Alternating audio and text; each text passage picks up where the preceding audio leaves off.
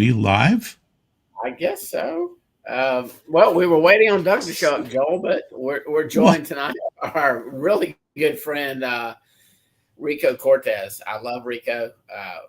Rico and I differ about quite a few things, but what I love about Rico is he's passionate about it, and he makes a great case. So, Rico, thank you for joining us, man. I'm looking forward to having you on and having this discussion with you.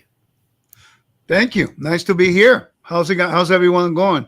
How's everyone doing? Well, good. I'm going to turn it over to you, man. I'm going to let you run with it for a bit. Well, let's have a little bit of news because Doug isn't on and Doug doesn't want to do the news. But let's just do this so you can. Go ahead. Okay. I'll do the news. Okay, so let's do some news. So basically, this is 4 hours old, if that. Trump adding the Abraham Accords in 2025. Trump, we're going to expand the Abraham Accords. We're well on our way to Iran deal. So basically, he's saying he's talking about the Nobel Peace Prize and maybe for the Abraham Accords. Okay. And speaking in the Oval Office, he's talking about a bunch of nations coming in. And then the nuclear talks with Iran, Trump says, U.S. is having very serious meetings, okay? So this is bizarre. Rico, we've been doing this for a long, long time. We've never seen anything like this. We've seen wars and rumors of wars, but we've never seen this guy on the stage. And so we have wars potentially in Mexico and Colombia and Sahel in coastal West Africa. He's going around the world right now and basically quashing all of the wars. And so he'll be in the Middle East in May. He'll probably go to Russia right afterwards. He's trying to cease the Ukraine-Russia war right now. This is all just amazing. And so we have caliphates. This is whoa, did we lose something here? Hello? I'm here, but I don't know who that was. Okay, that was weird. So basically, okay, let's see if we can get this to work. The Turkish Caliphate. Okay, I don't know what's going on, but anyway, there we go. And so the Turkish Caliphate, and they want the Temple Mount. They really, really want the Temple Mount. Okay, and I'm having problems now with my mouse, but anyway, there we go. Let's see if I can get this to work. Okay, there we go. Okay, there is also an Iranian caliphate. And so Iran wants to be the leader of the caliphate, and Turkey wants to be the leader. And there are many, many Arab and Muslim type nations around Israel, everywhere around them. They're surrounded. We all know that. There is the Ezekiel 38-39 war coming at some point in time. I think it's many years off, but it is coming at some point in time. Then we also have, Syria fell in 11 days. Now, Bashar al-Assad had been there for many, many years and held off all of these fights and wars and whatever else. But then this guy showed up with a ton of Turkish help. And in 11 days, this fellow, and I'm blanking on his name right now, Ahmad al-Shara'a, HTS, he came in and in 11 days, he took down Syria. That didn't seem possible. And Putin was involved in it too, because Putin wanted to protect all the Christians in Syria because they were basically, Eastern Orthodox, okay? And so now, this is amazing. This man that was formerly ISIS is saying, we really would like to talk about the Abraham Accords.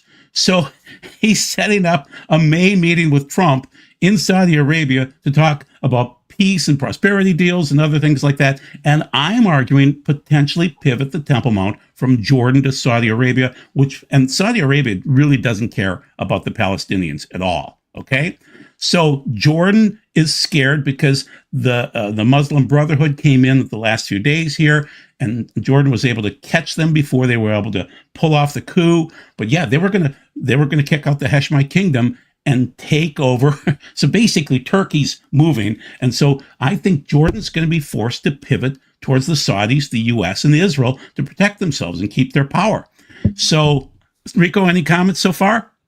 Well, I mean, when you start talking about Iran and the caliphates, the Turkish and also the Iran, consider that many people don't realize that there's an internal fighting amongst the Muslim. You have the Shia, the Sunni. And once you understand the Sunni and the Shiite, then you understand that squabble. And by the way, many people don't realize that many of the Arabs do not like the Persians, Iran. They have they have enmity. And it's like the enemy of my enemy is my friend.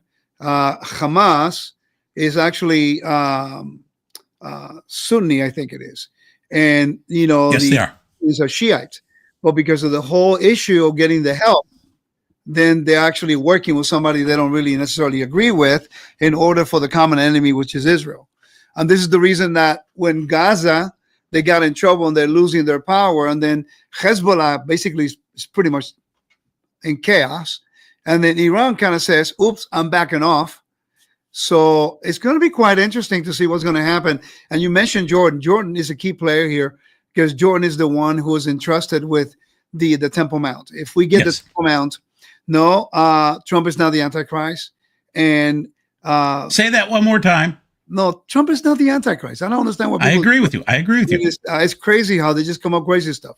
And he's not the little horn from Daniel 7. No, not at all. And you know what's interesting is, keep this in mind. Muslims do not make covenants. They make agreements, especially with the infidels. This is the reason why Assad and Menachem Begin, they got killed, because they actually had a covenant.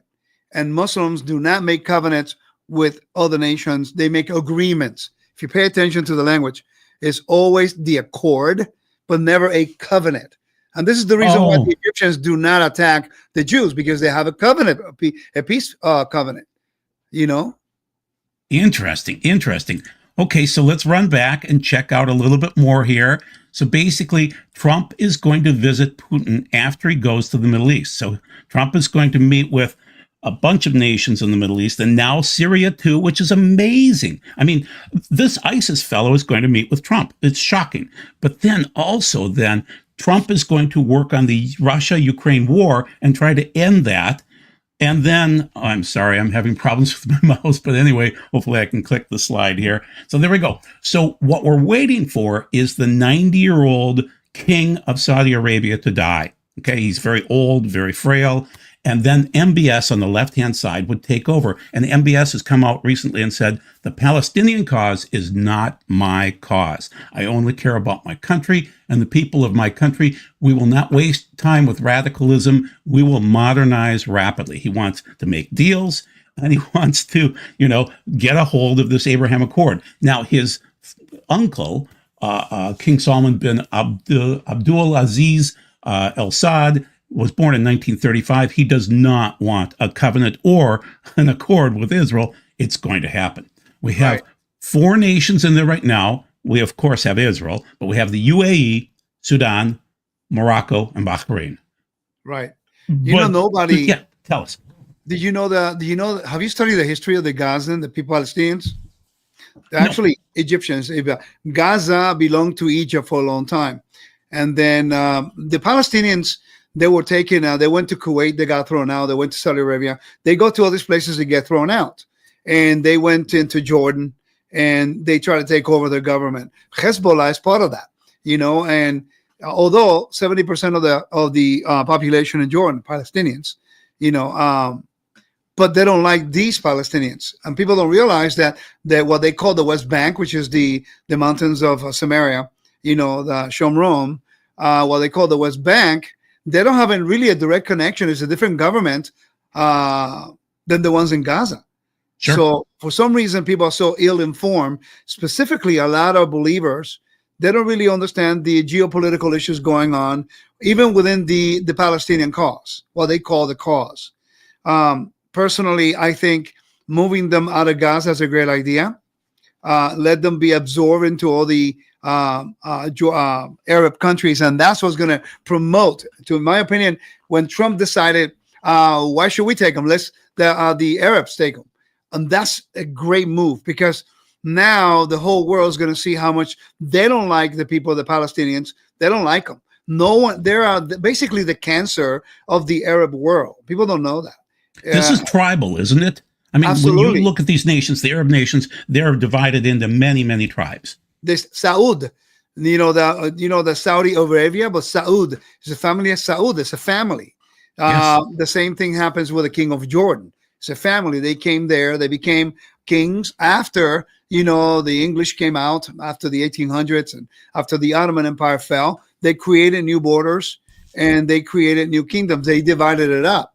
and it's all tribal, and we do not identify with that. We don't get it, and there's never going to really be peace in the Middle East amongst the Muslims themselves. Forget about the world, but the Muslims. Europe is in trouble. Europe, in my opinion, will fall within the next 20 years. England is a lost cause. France, forget it. Palestinians will take over France. The same chaos that they bring in all over the world, they'll bring it to Europe. And it's very concerning.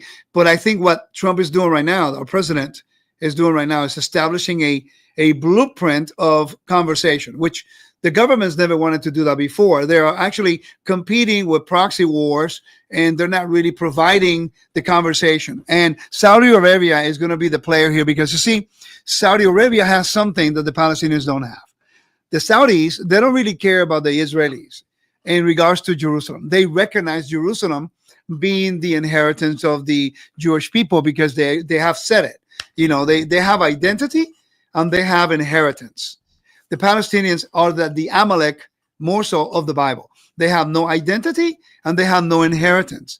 Gaza has always been there. Used to be the Philistines at one point or another, the sea people, I think, but we know it belonged to Egypt, and Egypt doesn't even want them anymore. So it's a big problem in the whole world.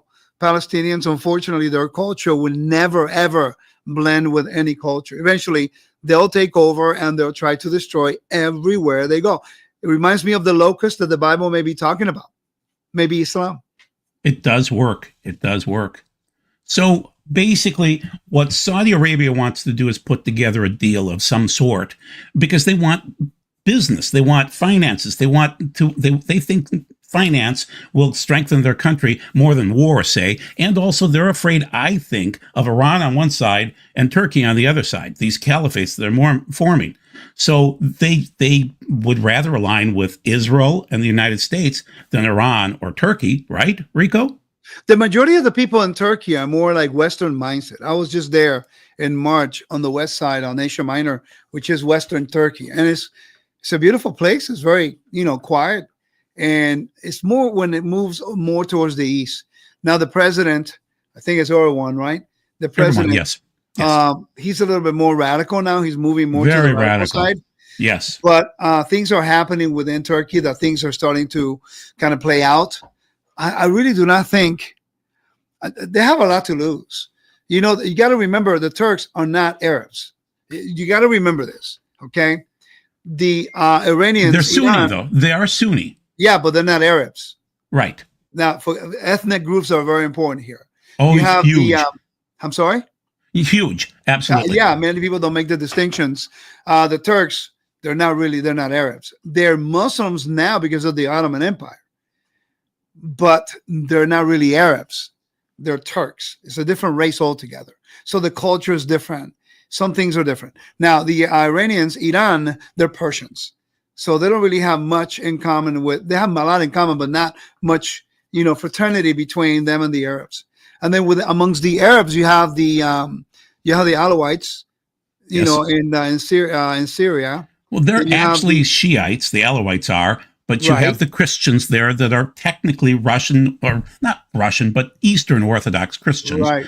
But Putin likes those Eastern Orthodox Christians. Well, and then you have their religion too. But then you also have help me with the mountain dwellers in Syria. Bedouin. No, there's another culture, and everybody seems to hate them, and that's too bad. They're nice, sweet people, but they're not in power. They are actually in the northern part of Iraq and also Syria, and I believe, this is my opinion about them. What other names? I just went nuts. Yeah, I forgot. They're technically in 4 different countries, and they're in the mountainous region, and they just want to be left alone. But they're actually, not Bedouins. Area, if I go to the map, but there's an area here. You go. Well, they're in 4 areas. Somebody will say something in a second here. Kurds. Thanks, Lisa. Kurds. The Kurds. Yeah, the Kurds. They are relentless fighters, and they are actually very different than the other people. They're different. They're in Syria and northern Iraq. As a matter of fact, when Iraq, Saddam Hussein, he bombed them because they have some of the highest where Mosul is in the northern part. they have some of the biggest deposit of oil up there. And Right. they're a different type of Muslim, by the way. They're very distinct. Yes. So once again, Trump is going to go to Saudi Arabia, Qatar, UAE. Many countries are going to meet with him. This is May 13th through the 16th. Just be aware that it happens to be after the full moon of May. And, there's a lot of things going on. And the discussions will be about the third temple, because that Trump and his defense secretary from Forest Lake, Minnesota, and I'm blanking on his name, Pete Hegseth, he's been saying, we want a third temple. We're ready to go. And that includes the red heifer too. So basically, it's just interesting to see every full moon this year. Either it's a blood moon eclipse or it's something huge like, say, Passover, and then Trump going to Saudi Arabia. And then there's a weird activity coming up on June 11th. The Lucis Trust, the Lucifer people are all meeting. So it's going to be very, very weird. And then, of course, we have Jared Kushner, who's no longer involved, but is involved because he's a son-in-law of Trump. And 10 countries will join the Abraham Accords after Saudi Arabia. So they know it's going to occur. And so Jared's doing all the stuff behind the scenes, which will make everything happen faster, guys. This could come down in the fall. Rico, do you think it could? It could very well. I mean, I think the thing that I'm watching for is Jordan, because they're the ones who control the Temple Mount, and they're scared. I'm sorry. Oh, yeah, they're scared. You got to remember, they're actually, as far as to their, according to their religion and their whatever they genealogy, the Hashemite family, they're direct descendants of Muhammad, and that's maybe the reason why they even respect them. But if they surrender their control of the Temple Mount and give it back to the Israelis, that could unleash a serious war. And I'm not really concerned about a war because I know who's going to win. However, what I am concerned about is the attitude of the believer not understanding the function of the temple. I've been studying this a long time. I know people disagree with me all the time, but it's quite interesting that 90% of the people who don't agree with me don't study the topic. And that's really the concern. And they don't really understand a lot of the functions of the korbanot, the offering system, and what it means. And that's going to be the biggest struggle within the believers. What does that mean? What happens when they have the red heifer? Immediately they think the role of Messiah is done away with, which makes no sense. And my concern is that in doing and attacking the things that are holy, we can argue we want about a temple, but the temple was standing after Yeshua, and it will be standing when he returns. And it was ordained by God. So I don't understand why it's such a big struggle with it. When it's more of a struggle in Christianity. Rico, I think it's more of a struggle with Christianity. I don't see the Israelis struggling right now. I have many friends that are Orthodox Jews in Israel, and they're telling me that they have this boldness now. They suddenly want to go up to the Temple Mount and pray, and they really think that God is blessing them. I'm seeing it. I went there last May. I was there, and I went to the Temple Mount with a Jewish group, and we were praying on the Temple Mount.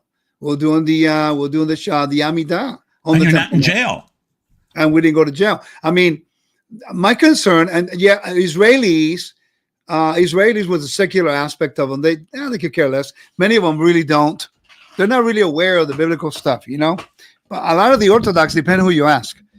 Some of the ultra-Orthodox, they're completely against it because they believe that it's only the Messiah when, the Messiah would do it. But for me, my concern is the believer. Christianity, they're asking questions.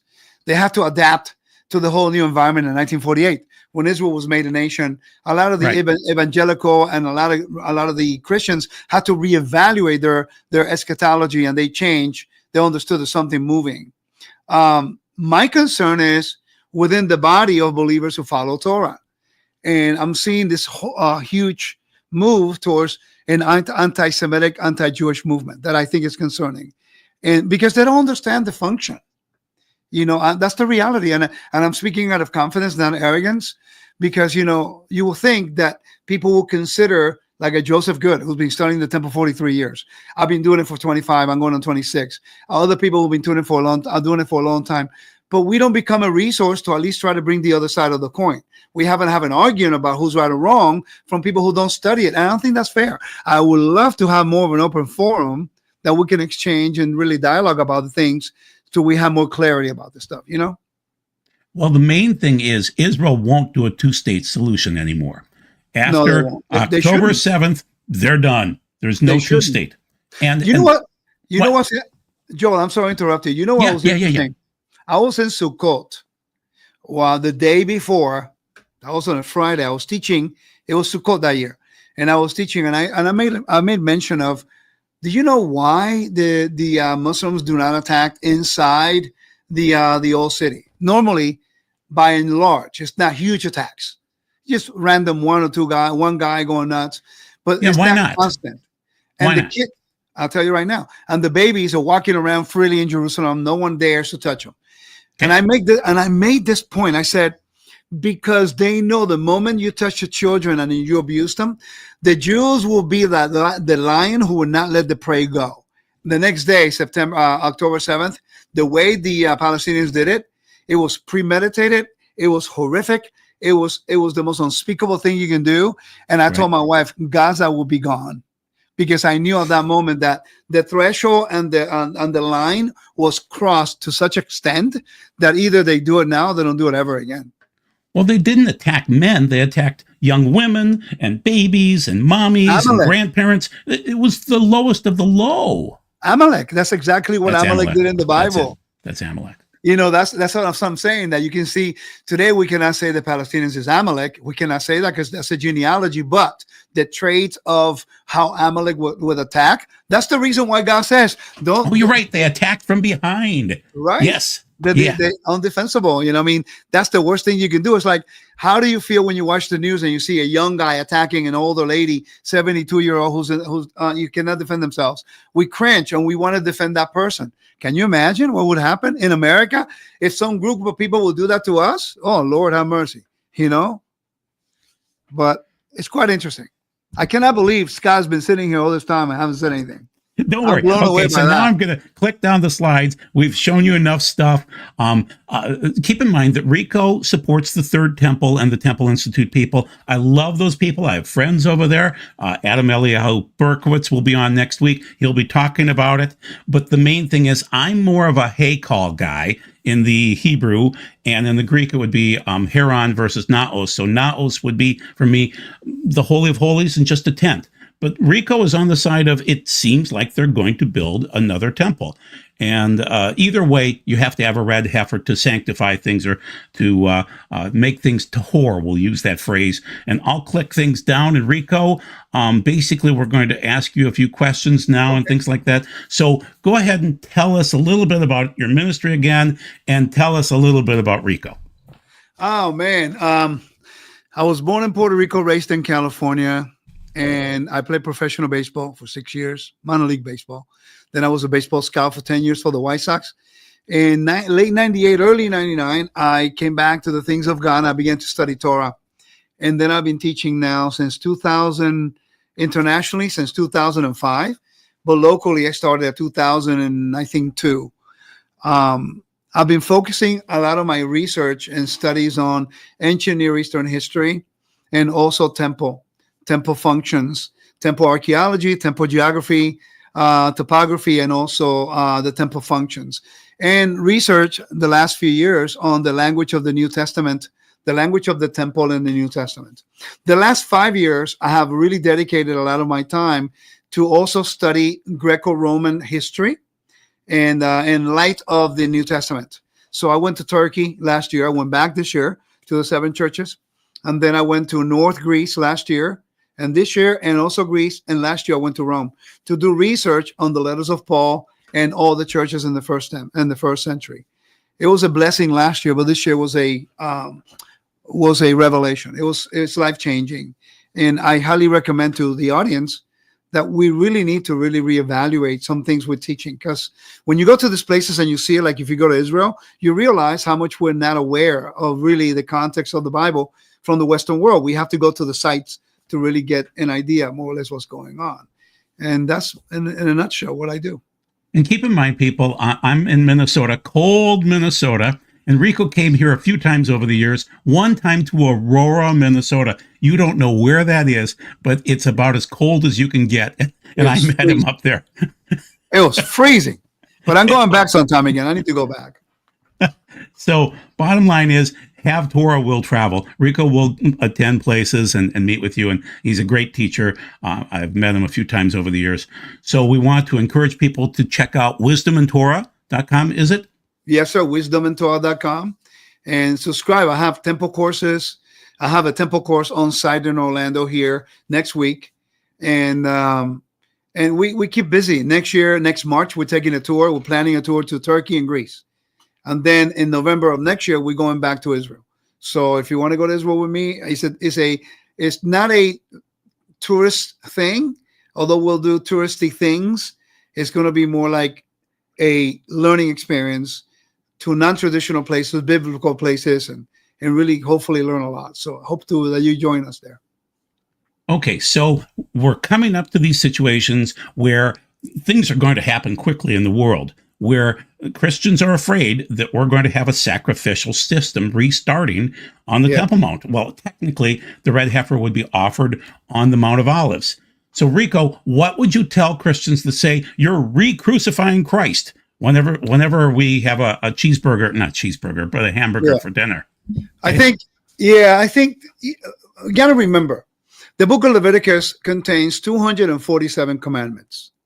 Now, consider that although the book of Leviticus has 45% of the commandments, more or less, right? Sure. It's the least studied of a lot of the books in the Bible. And so it's kind of difficult to read the book of Hebrews and really understand in detail the context of the book of Hebrews in light of the Day of Atonement or Exodus 24, which is one of the main themes of the book of Hebrews. And unfortunately, when we don't really understand the functions of the offerings. So when we talk about the red heifer, immediately they think, well, the sacrifice of Jesus is done away with. They don't realize that the paraduma, the red heifer offering, is a slaughtering. It's not a sacrifice. I had to fix that language. I was wrong. You don't require an altar, and it has nothing to do with Messiah here. It has to do with, it's a biblical law in Numbers 19. When you have any connection with corpse impurity, with anything with the dead, you cannot go up to the temple.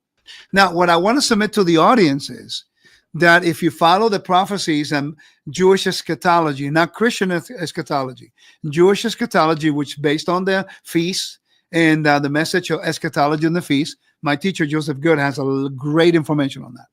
And the legal requirement for Messiah in order for him to return is the profanation of the altar.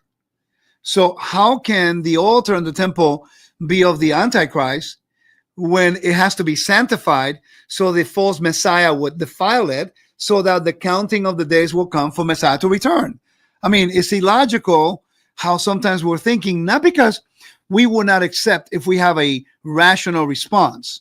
It's the fact that we don't study the topic, so we are depending on Christian eschatology, devoid of the context in which it's all about prophecy. Starts with the altar, right? And by the way, you don't need the whole building for the altar to begin.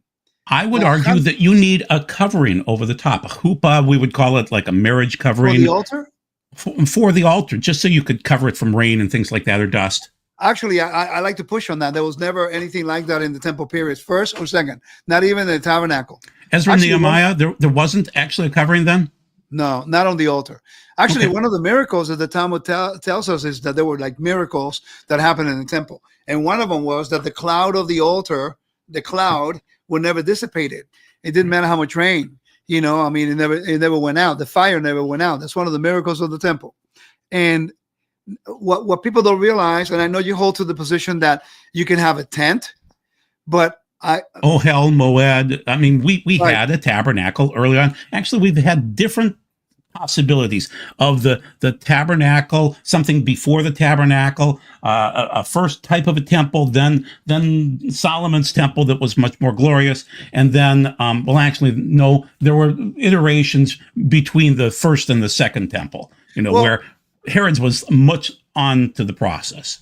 You have like different tabernacles. Let's go through them. You have the ones in the wilderness. Yep. And there was a moving tabernacle. Sure. Because obviously they're moving. Oh yeah. It was a Mishkan. It's a structure, but then they go into Gilgal for 14 years. Then they go to Shechem to ratify. Then they go to Shiloh over 396 years, I think. Then they go to the city of Nob in the time of King Saul. That's true. When David became king, they moved the tabernacle to Givon, 2 miles north of Jerusalem. Sure. But then when the ark was taken from the Philistines, it was protected on the north part, on the north side of the Gihon Spring. Okay, it's called the Tabernacle of David. Now, no sacrifices were done there. The sacrifices were done in Givon, and that's why you have 2 high priests. You have I forgot his name, Zadok, and then you have Abiathar. Okay, so after David dies, then Zadok became the high priest because he was loyal to Solomon and David. Abiathar went into exile. By the way, Jeremiah is a descendant of Abiathar, okay, and they went into exile. They went from Anathoth, in Jeremiah chapter 1, verse 1 tells you.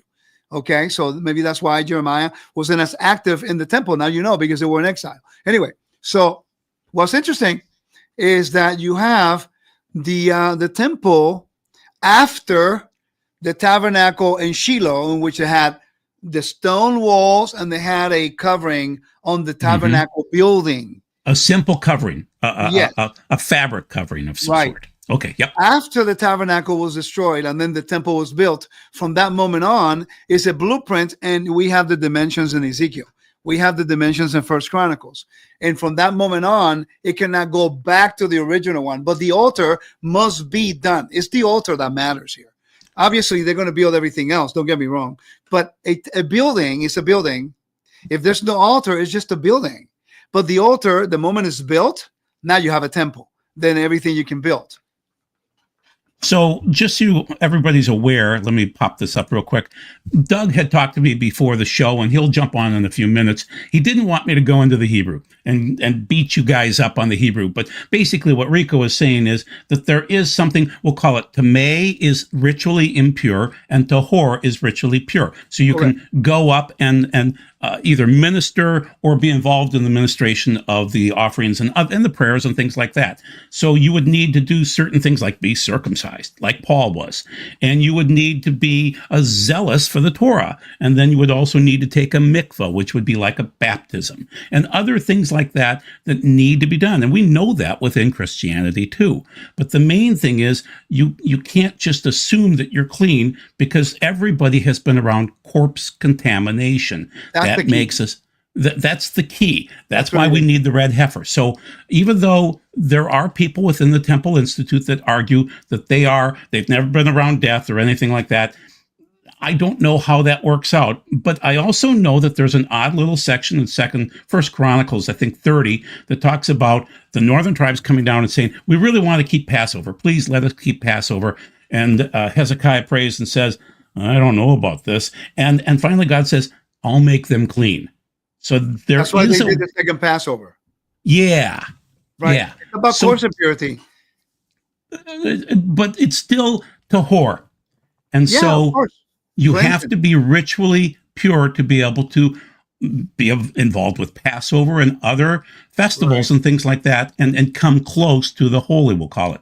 So we aren't going to go through all the Hebrew of, Daniel 9 and Daniel 7, or Daniel 8 maybe, things like that. We're not going to go through that. We're just going to say that there seems to be a level of holiness that needs to occur, and also some level of ritual purity for people. And that would involve us, if we want to be involved at some point in time, to come close to whatever's going on in the Temple Mount that seems to be moving faster, people.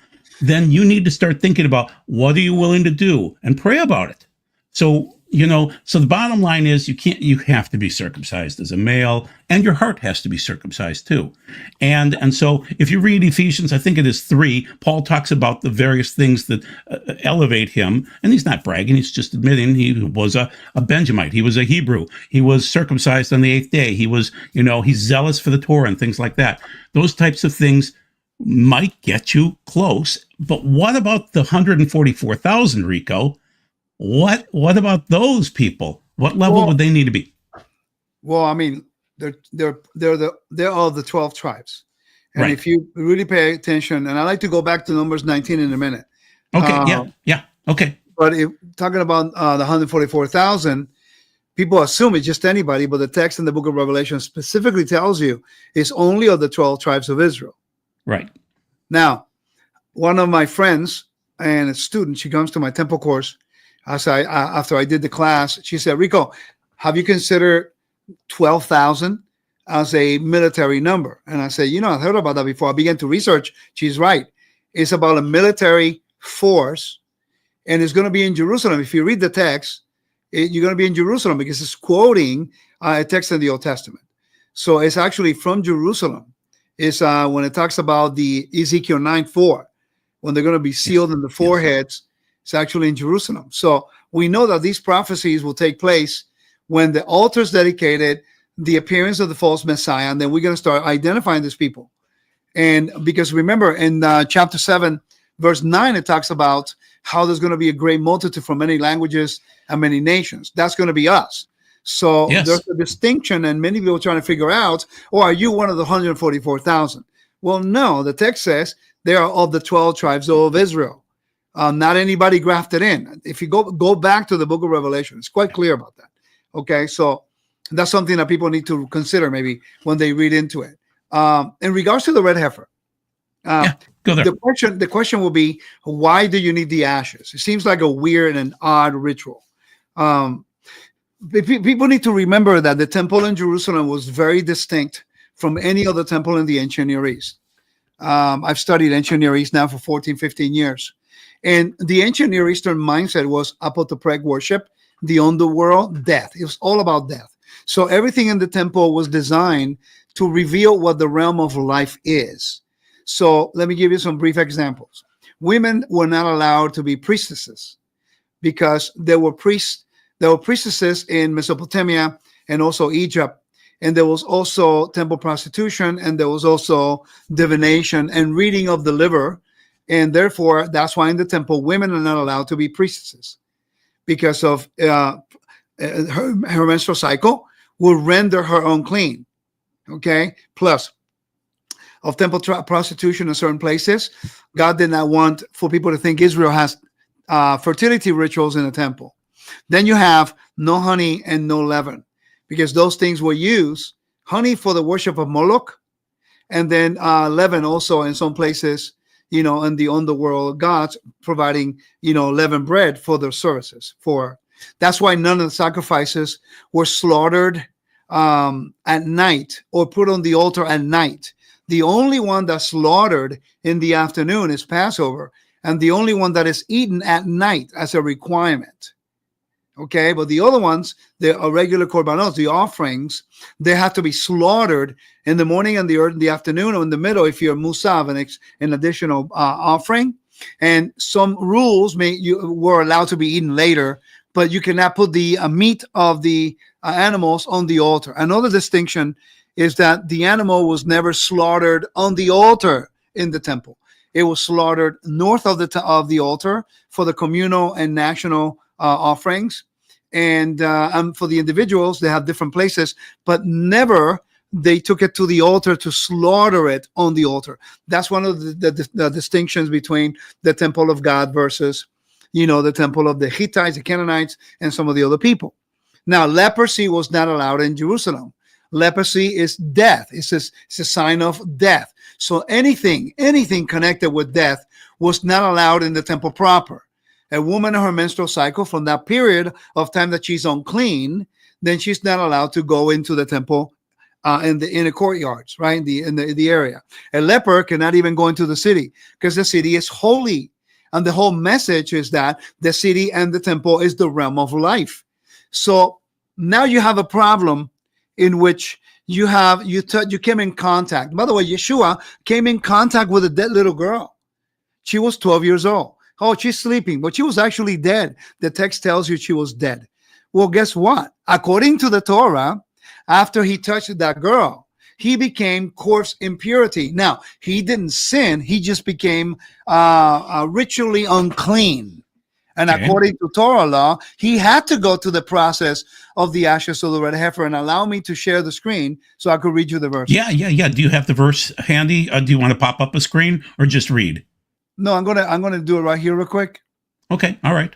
Sure. Let me share. Where is it? Go down to present. Window. I got it. Hold on. Here it is. I got it. Let me know if you can see it. I'll pop it up. Okay. Is this Numbers chapter 19? And the reason why I want to share with you, did you see it? Yeah. It's for some reason. Oh, let me pull down my other media here. So remove that. Add the stage. There you go. Okay, we're ready now. It says, this is the law of a person who dies in a tent. Everyone who comes into the tent and all who are in the tent will be unclean 7 days. So he went into a house where a whole bunch of people were inside, and then they were all corpse impurity. There are different levels of impurity. You have the father of impurity when you touch the dead and whatever. That's not part of the process right now. Verse 15, every container that is open that does not have a lid cord, it is unclean. Anyone in the open field who touches, who has been slain, or a corpse, or a bone of a person, or a burial site, he will be unclean 7 days. Now, this has nothing to do with sinning. This is something that could happen.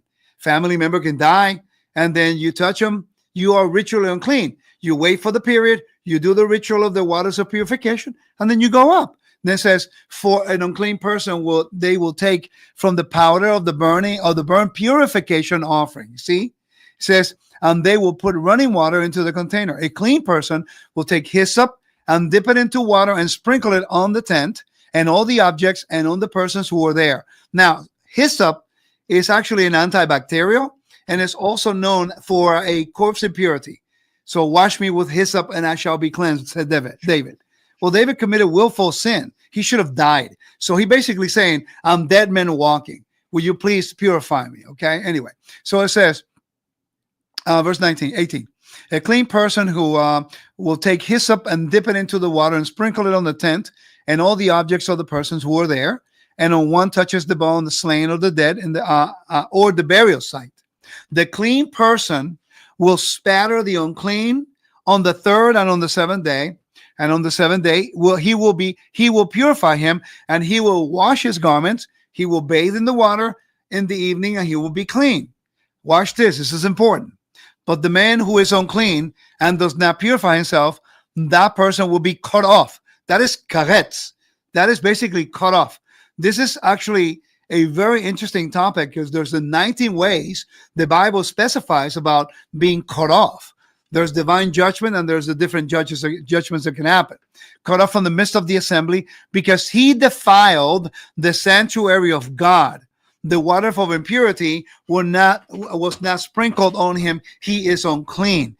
It is an eternal decree. Now, this is a chukah. And Scott is here, so he's a lawyer. And you know, a decree in the Bible, no one can change. Chukim, chok. If something that is a decree by God, not even a king can change it. Okay, we see that in the Bible all the time. So once it's made a decree by God, no one can change it. So Yeshua touched the unclean person. So when Yeshua touches the unclean person, then you know what happens? Yeah. What? He needed to go.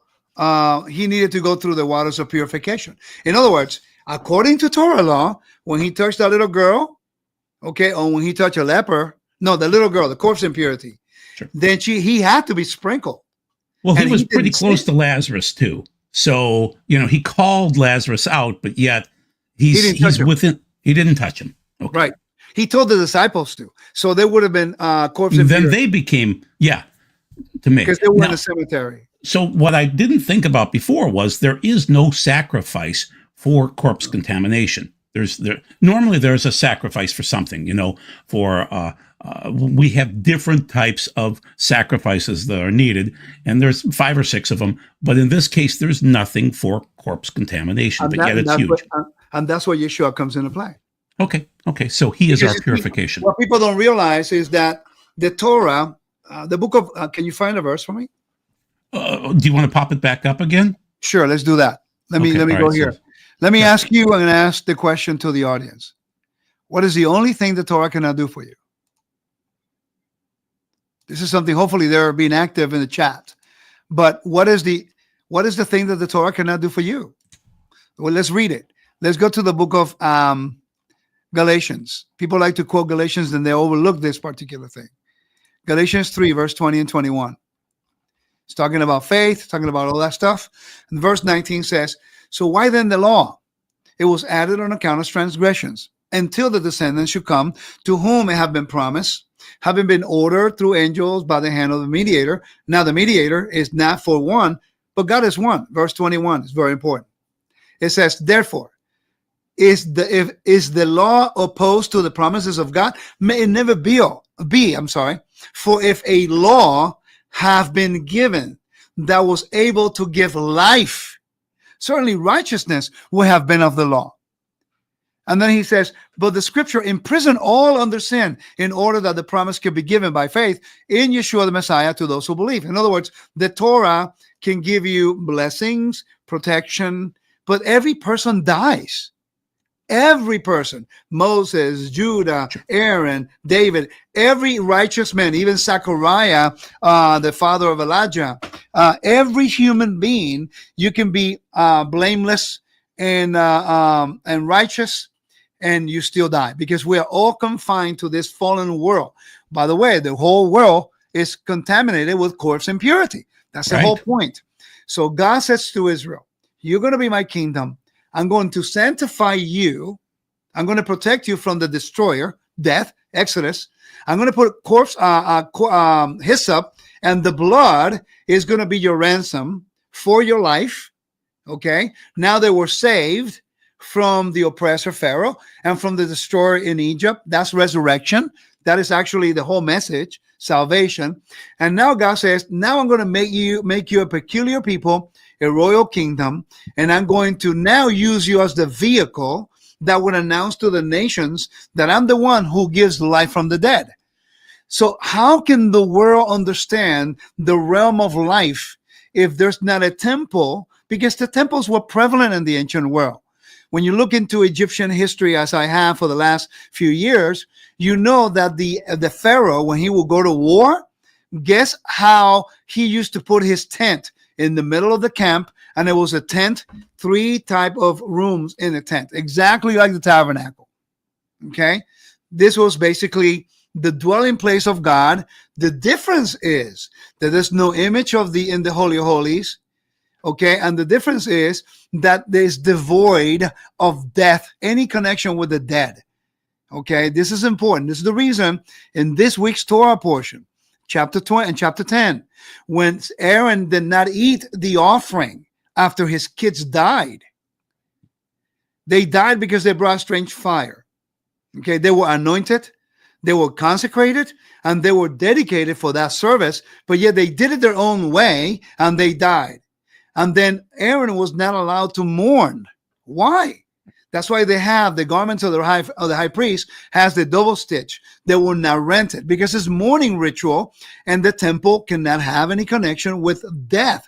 Thus, the red heifer is actually the microcosm of the greater work of Yeshua, that through the ransom that Yeshua would bring, that God would give us through Yeshua, now we have been sprinkled, right? So that now we are now sanctified to come into God's sacred space.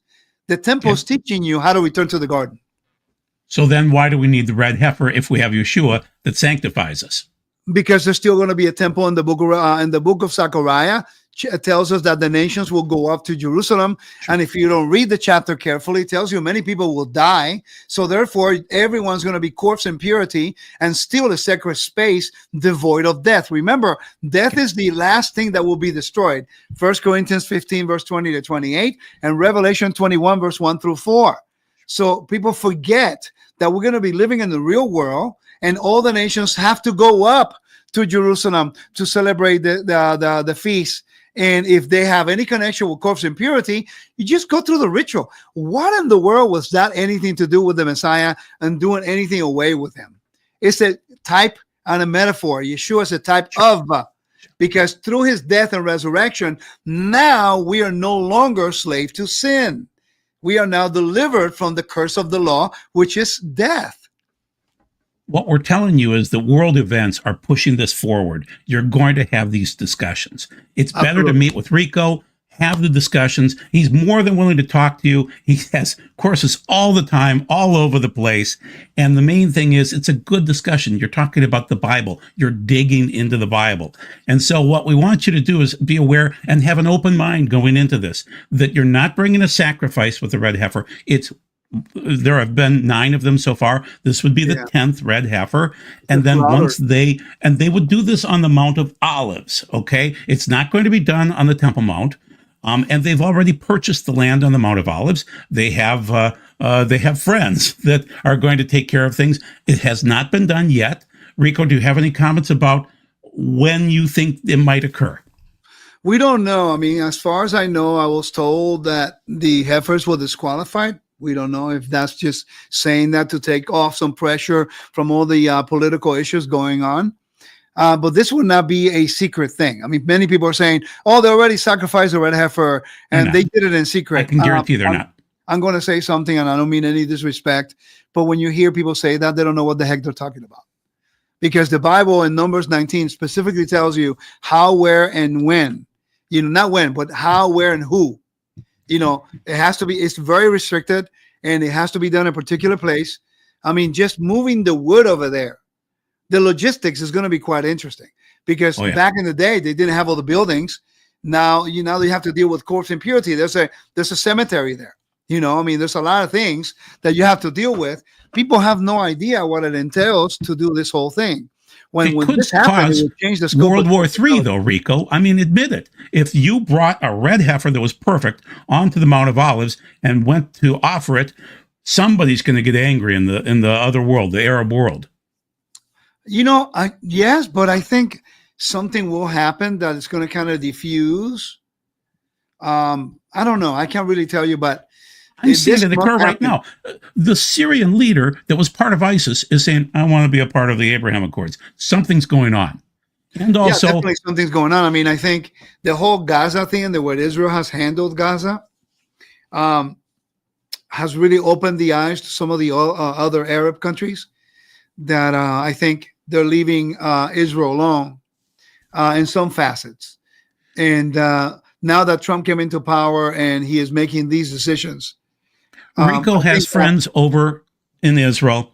Joe Good has many friends over in Israel. Absolutely. I have friends over in Israel. There has been no red heifers offered so far. No. There are no plans yet. There might be a practice run, but it would be off the Mount of Olives and it would be just done in secret. But the main thing is it could occur this year. And we want you to discuss it, people. We want you to keep in mind, you can reach Rico anytime you want to, or you can talk to any of us too. And you can talk about it because the world events are happening. But the main thing is, from my friends, your friends, and Joe Good's friends, they're talking about the faith level in Israel, that it's increasing right now. Yeah, so talk about that, Rico. I think the faith level is increasing. People are changing their mindset. I know 20 years ago when I went to Israel for the first time, 21 years ago now, temple stuff would not be. I remember when I would talk to the temple language to some of the rabbis, I go, why do you study that? We don't need that. But then that has changed dramatically for the last 20 years. It's been more of a, they're worried about more going up on the Temple Mount and showing a physical presence that, we recognize the temple is here. They're not really studying the temple as in depth, and some people are. But they're now more aware to go up on the Temple Mount. Before they wouldn't go up. But they're also worried about walking on sacred spaces on the Temple Mount. So they might go up to the edges, but never go anywhere close to. I consider the Dome of the Spirits to be a very important place, possibly the place. I would call it the Naos. Can I push something? Can I push something back? Let me push back on you on that a little bit. Please remember that the first temple was different than the second temple. And this is where the research by Joe is significant. Biblical archaeology, temple archaeology, and topography. In the northern part of the Temple Mount, on the Temple Mount, by the way, it's 144,000, in measurements. Okay, sure. I don't know how many acres or whatever it is. I can't remember exactly what it is. I think inches. I can't remember. But anyway, something like that. The northern part on the Temple Mount, during the time of Solomon, that was called the Bethesda Valley. So you have the mount here, or you have the Moriah right here. Moriah. You have the Ophel, and then you have another mount over here that's higher. That's where the Antonia used to be. Antonia, higher than where the temple was. On the north side, yep. Right. In between the Antonia or the I forgot the other name, during the Hasmonean period. And then you have the Temple Mount, and you have the temple. But you had the valley, the Bethesda Valley, which is a natural defense on the north of the temple, which if you want to conquer Jerusalem, take it through the north. That's really the whole idea. That's the deal. During the time of Solomon, and then the second temple period, early part of the second temple period, Ezra, they rebuilt the walls, but they didn't expand north because of the valley. If you move the temple building to the dome of what do you call it? Dome of the Rock, or the Dome of the Spirits. The Dome of the Spirits is the one right north of the Dome of the Rock. Yes, very close, but just north. Yes. Right. Yeah, but that distance is very relevant because we forget that the temple has adjacent buildings. Let me show you, if I may. Yeah. Go ahead and pop it up. I have an app. Hopefully you guys could. Let me see if I could find it here. Whoops. Do you want to use your other screen that's already up and just add it to that, or are you adding? Yeah, I'm doing it right now. It's just that it's not. Here we go. Hold on. Okay. Let me present here real quick. Whoops. It's just giving me a hard time. Give me a second. So when you understand topography, it'll make more sense. When you go to... And I don't get to argue much with you, Rico, but I'll just present my idea real quick. There's the Eastern Gate, which Yeshua walked through. Oh, here, I'll add... No, that's not it, Rico. I'll do it right now. Okay, all right. But anyway, if you go right through the Eastern Gate, you will get to the Dome of the Spirits. The problem is that the Eastern Gate that you see there is not the original Eastern Gate. Well, that was recreated by Suleiman the Magnificent in 1537. There you go. 1543. You have to go back to that. Right. So yeah. This is Jerusalem. If you can see it on the screen, this is Jerusalem here. Now, this area, do you see the marker right here, the cursor? Yep. This is where the Antonia was, and this is a huge patio where the Romans had. Sure. And Josephus tells us that the Jews used to look over the wall to see when they used to get paid. They used to like a whole. Okay, so this is the Bethesda Valley. Sure. Now the Bethesda Valley was filled up by Herod and expanded on the Antonia. Okay. Now, if you move the Dome of the Spirit, which that it will be in this model will be right here. Okay. We are disregarding the buildings. You see, there's this building here, and there's this building here. So if you move the whole model, and you put the temple building where you are suggesting, right, then you have to move all the other buildings, and we forget that the same blueprint was exactly the same during the time of Solomon, then Nehemiah, then Zerubbabel, then Herod. They filled in the area of the Bethesda Valley, and that's why some of the buildings will be actually in the valley if there wasn't there. I hope that makes sense. So let me play devil's advocate. Sorry, Rico. Sure. But there's a guy named Dr. James Fleming that was there in 1967 during the war. And it was raining, and he fell into a Muslim grave at the front of the Eastern Gate. And he looked up and he took a picture, and he could see the original gate that Suleiman the Magnificent built over the top of. So it looks like that's the right location for the Eastern Gate. Well, but it could be. Remember, it's called the Sheep's Gate. There was a Sheep's Gate. I would say the Golden Gate, the Eastern Gate, not the Sheep's Gate. Well, the Sheep's Gate is actually where the Golden Gate is today. So you're saying it's that far off? Okay. Yeah, there are like 3 or 4 gates in the Eastern Wall. You have the one. He did not know, James Fleming did not know which gate it was. He just said it's a gate underneath that gate. Okay, I see what you're saying. If you look into Eilat Mazar's research, okay. Let me show you here. If you can see it, this is our model that we have. Oh my.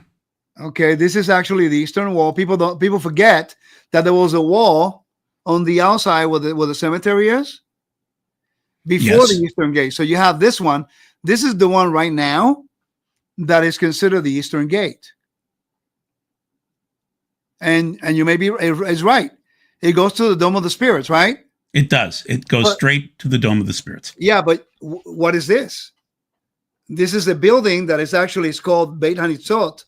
That's where the Levites would sleep.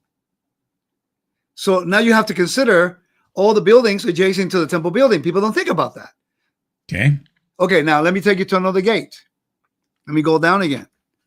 And Joe, go ahead. And this is Second Temple time frame, right? Yeah, but it's the same entrance in the First Temple too. Okay. During the time of Nehemiah, remember. Okay. So now this is the other one. And this is what we recommend you consider the original Eastern Gate. Okay. Now there's that one and this one, and then the one down at the end where we went into Solomon's stables. Guys, don't believe me. Again, this is something that is very well attested in biblical archaeology.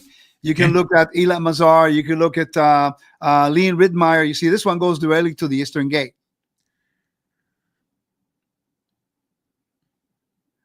And you can see it. Now, everyone is lining up the Eastern Gate today, and they're assuming based on that gate. But in reality, you have to measure. And how do I know the Temple Mount was where the Dome of the Rock is? One of the advantages that I'm blessed to have, that I've been studying ancient Near Eastern history and also Greco-Roman world. One thing that I've noticed a long time ago was that in the ancient world, when a kingdom would conquer another kingdom, a few things they did. There was a time period there when they would take captives like the Assyrians and Babylonians and so on, so forth. But by and large, everyone would destroy people in the kingdom. So they will do this. They will destroy their temple. So I'm going to go to your town and I'll destroy your temple. I will kill the whole family of the king so that no one will reclaim the kingship. Then I will either kill or take people captive to my town, or rape the women so they will lose their honor. That's what Muslims do to this day. So the Christians did this. When you go to the Acropolis in Greece, and you see the history of the Acropolis, the Muslims built a mosque there. The Christians built a church there. Everyone who's ever conquered Greece, they went to the Acropolis and they build their own churches, their own, whatever it is, the religion, on top of the existing building as a sign of shame. Now, there is historical accounts, and we have some of the evidence from Muslims who can tell you that the temple was on the Temple Mount where the Dome of the Rock is. The Dome of the Rock is not a mosque. The Dome of the Rock is a sacred space for the Muslims to point out conquering the authority of the Byzantine period when they conquered them over, and then the Romans when they put Capolina, and then the Romans when they destroyed the temple. Unfortunately, my friend, many people are not looking into all the little details aside from what they assume. So what I'm proposing is that it's not just that black and white. We should consider also the archaeology, the topography, the geography, and the temple function. When I went to Turkey and I went to one of the biggest mosques they have, one of the things they tell you is that it used to be a church and they made it a mosque. This is prevalent throughout the ancient world. The Greeks Hagia Sophia. Right. The Hagia Sophia, the largest church in the world today, is a mosque now. There you go. And it wasn't for a while there, but now it is. So, yeah. What are they doing right now in Italy? Muslims are putting graffiti in churches and proclaiming authority over them. And what do they do? The ISIS, they destroyed all sacred spaces and they build their own mosques. I mean, in the United States, there are Muslims buying churches and making them into mosques. Down in Texas right now, huge churches right in down front in of our Texas. faces. So Yes. why would it change all of a sudden when it comes to the dome or the rock? And the most crazy theory is that, oh, you can have the dome and the temple. That makes absolute no sense. Absolutely I no. think you could have the dome and a tent, but not a temple and the dome. No. Well, but wait a minute. It's sacred space. Well, How we'll can you have figure a out where tent and sacred the dome at the same time? because there Revelation 11 does talk about measure out this area and there that will be for the Gentiles. So it could potentially go right up to the edge and then you would have the dome. What? But that already happened in the temple. Consider this. In the temple, by the way, I'm so glad we're having this dialogue. This is great. Oh, this is great. We want you to be involved, our audience, because these are discussions that you're going to have. Christianity is going to go nuts as things change, and there will be many ideas thrown out. Rico's a scholar, so, trust his opinions, but I'm asking him some tough questions, and he likes them.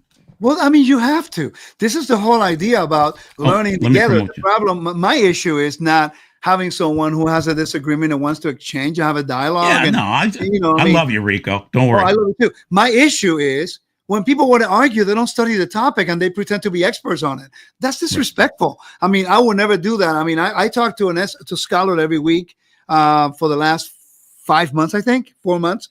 His name is Mark Chavalas. And this gentleman is an expert, one of the foremost experts in ancient Near Eastern history of Mesopotamia. Sure. And I've been honored to study under him now for the last 5-6 months. Okay. And do you think I'm going to sit there and start arguing with him about stuff that he's an expert on? It makes no sense. So I formulate questions and I try to bounce things off of him. And that's created a great environment of learning because I want to also learn and correct certain things. And unfortunately, there are misconceptions about the temple and, again, assumptions. Many people make assumptions. Like, for example, for a long time, they went around saying that the temple was in the city of David. People actually Bob Cornuke came up with that. But who did he get that from? From Chuck Missler. Actually, he got it from...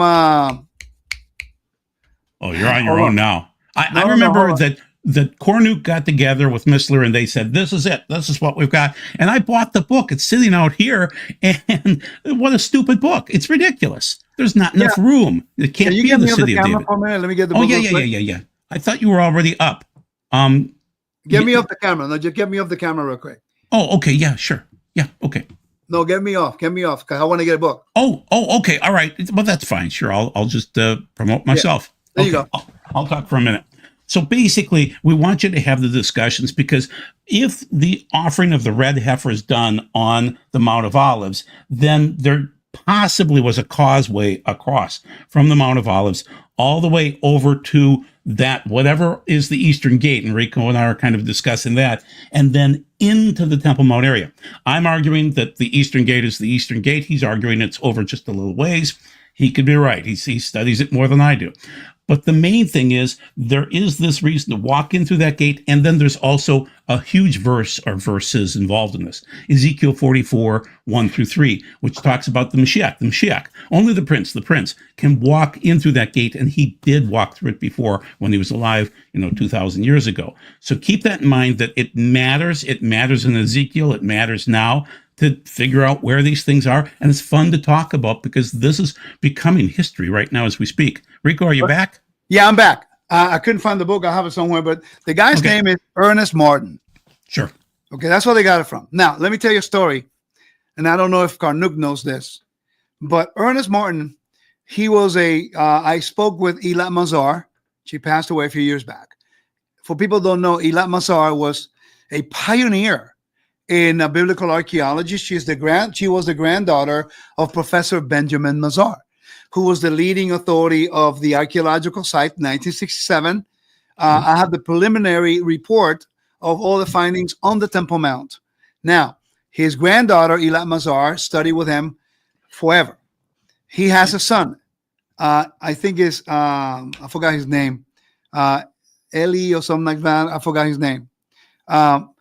Ernest Martin talked to Professor Mazar about his theory about the city of David. Now, mind you, that Eilat Mazar, this is the lady who actually picked up the Bible. She read it and she went to the city of David and she told the people there, by the way, right here underneath of you is what we think is the city of David, or the where David lived. Sure enough, that's what they have there, the city of David. Sure. Now, the whole theory is that Ernest Martin presented his thesis to Benjamin Mazar, and then Benjamin Mazar says presented to Eilat, because as far as she told me and my teacher Joseph Good, that she's a little bit more direct. Well, she's the one who was digging in the southern steppes and also the city of David. So when she actually heard the thesis and read the information, she told him, don't do it because the evidence does not establish that. She told him. He went ahead and did it anyway. You know why? And when you read the introduction of the book, that's what I wanted to get at. Read the acknowledgement of the book. Because you get paid for those ideas. The son of Benjamin Mazar. It's actually in the book. Sure. The son of Benjamin Mazar. And Eilat Mazar told me personally, she told me and Joe, that his son, Benjamin Mazar's son, will say stuff that Benjamin had to write a few books because trying to fix things. He's not recognized as an authority in Israel as an archaeologist. You never hear his name, more or less. You hear Amisai, which is the cousin of Eilat, but not, the son. Anyway, So she told me, she goes, we told them not to do that.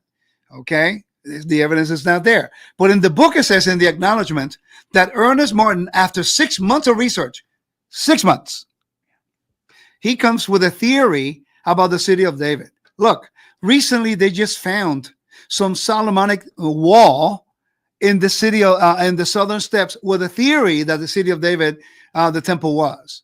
I mean, it's utterly ridiculous and it's sad that people believe this stuff, but they don't get themselves on a plane and go to Jerusalem to see it for themselves. And it's creating issues.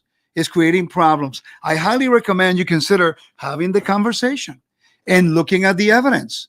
Right now I have a source that is over there that it shows you Eilat Mazar, she cataloged every stone on the eastern wall, on the southern wall, on the western wall. The Romans just pushed the stones over the side. And so you can see those stones sitting there, especially like the trumpeting stone. That's engraved, and that fell off the Temple Mount in that location because there's no need to move something that heavy. Well, not only that, I asked Eli Shukron. Shukron, he will do tours. He will do he will guide my tour on the city of David. Yeah. And I asked him, I had 3 tours with him that I hired him to guide me. And I said, hey, let me ask you a question. What's the temple in the city of David? He laughed and he told me there's not one piece of evidence that we have ever found that points to the temple being the city of David. And this is the guy who's been one of the premier archaeologists of the city of David, and also some of the areas that he found. And it's unfortunate that today, because of the lack of respecting Jewish sources in some sense, we are listening to people who are not equipped. Ernest Martin, like Eilat Mazar told me, he was a really delightful person. She said he was a very nice guy, volunteering his time to help digs and all that stuff. He was not an archaeologist, but he was there all the time. They really appreciated him because he supported Israel and supported the work. But she said, but his work did not line up with the evidence. And unfortunately, people who never go to Israel, and it sells because Christians are scared because things are changing so quickly, and they just want somebody to tell them what's going on. So Bob Cornuke sells like popcorn. Yeah, but then again, the researchers like Joseph Good can put a presentation showing you to detail by measurements, by location, with evidence and everything, and we have a tough time convincing anybody. So just so people are aware, the trumpeting stone. So Rico, explain that. That's right in the middle of your screens, everybody. What's the trumpeting stone? The trumpeting stone, if we go to it right here, is actually in the southwest corner. Southwest corner. Of the temple. That's where they would call so if it's time to announce Mincha or Shacharit prayers, you would have the trumpeter announce it, right, Rico? Well, actually, Josephus tells us, let me read it here. In Josephus' Jewish Wars, it says, at the one northeast corner of the court, it was one above the sixtus and then one other. Let me read here real quick. right here, this one. It says there were never less than 21 trumpets blast in the temple, and no more than 48 each day. 21 blasts in the temple, 3 for the opening of the gates, 9 for the daily morning sacrifices. But those were not done from here. Those they were not. In the temple. No. Okay. Says, but the stone was there anyway. Oh, yeah, because that's what they separate the holy and profane before Shabbat and after Shabbat. Okay. So it says, and during the Musaf, the offerings, the additional offerings, they would add another 9. And on the eve of the 6th Sabbath, 6 additional, 3 to signal the people to cease working, and 3 mark the boundary between the sacred and the profane. On the Friday within the festival, there were 48. It tells you all the soundings of the trumpet. So they found this particular stone. They found this stone. It was pushed right off the side. Yeah, it just laying there, and they found it. Right. So it was pushed. It's there. It's not in the city of David. It's actually. Oh no. Yeah, I know. It's actually down there. Right. I can tell you exactly what it was. Right in this corner, right here. That's where it was. I mean, there's the evidence. If you go with me on one of my tours, I can show you. But we need to get this straight now, because we don't really understand the function of the red heifer, and we're not understanding the function of the altar. The altar, what do you think Hanukkah is about? I have arguments all the time with people about rededication. Sure, yeah. The rededication. How come the Hanukkah? The Hanukkah, no one's worshiping the thing. This is just... There's one behind me, guys. Okay, that's the symbol of Beth Hesed, my Sabbath fellowship. I use that because I didn't want a menorah. That is sacred. This isn't. So this is a good symbol. Exactly. That's a great point.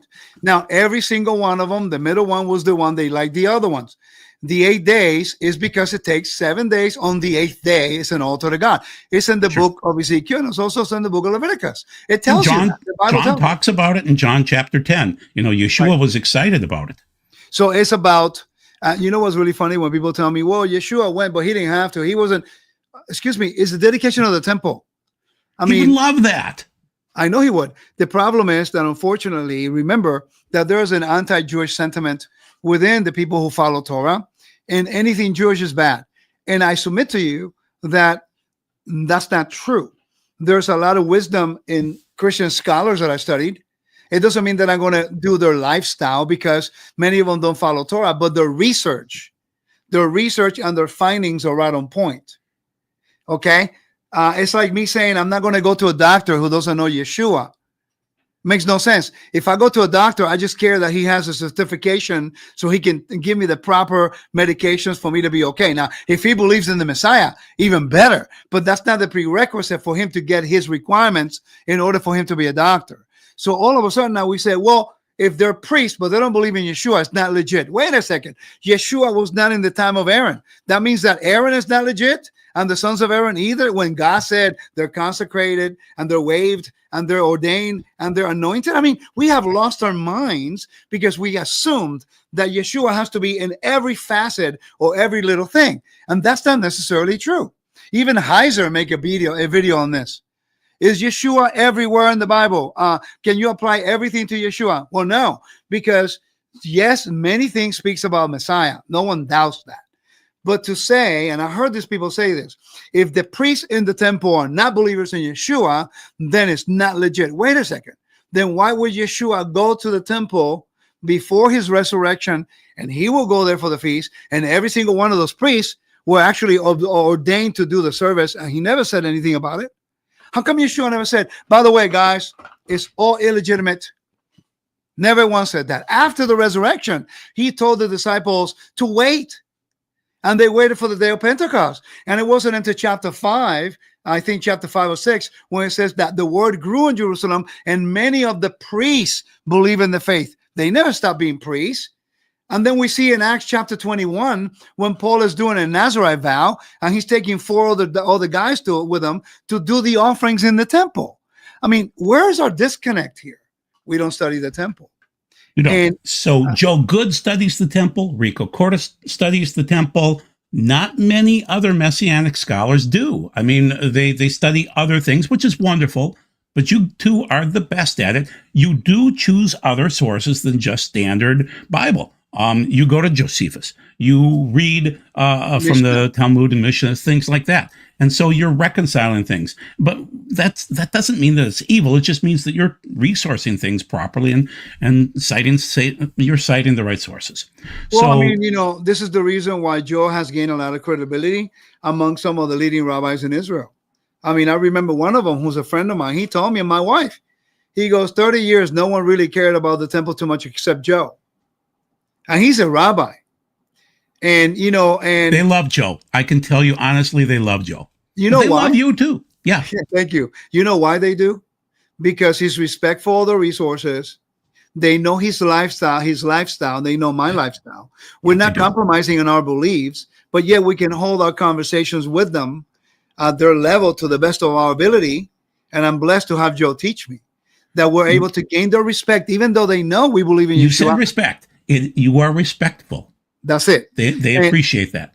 Absolutely. And then, they hear us out. I had the opportunity to do a presentation. Joe taught me, and I did the research validated. So I asked Joe, hey, would it be okay if I present this to Rab Mackover? Rab Mackover is actually one of the leading authorities of the temple, one of the co-founders of the Temple Institute. Now he has his own organization.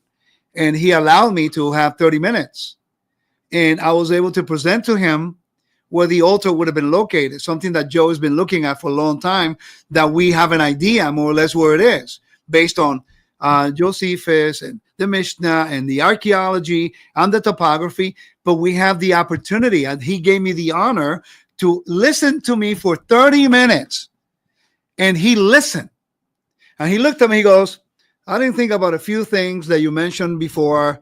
And that's an opinion, but at least he accepted the opinion, not agree with it necessarily. But how come someone who doesn't believe in Yeshua gives me the respect to sit there and at least listen to it? But then I have believers in Yeshua who do not study the topic, and they have pushback without knowing what they're talking about. But yet one of the greatest minds of the temple in Jerusalem allows us the privilege to hear us out and consider what we're presenting, even though he knows we believe in Yeshua. And that's what really, in a way, I'm hoping. I'm finding right now, Rico, that they respect us for believing in Yeshua and coming and working with them. They're not used to that. They're not used to collegiality. I would agree with you. But it also, remember, just because I respect them doesn't mean that I'm going to compromise what I believe. No.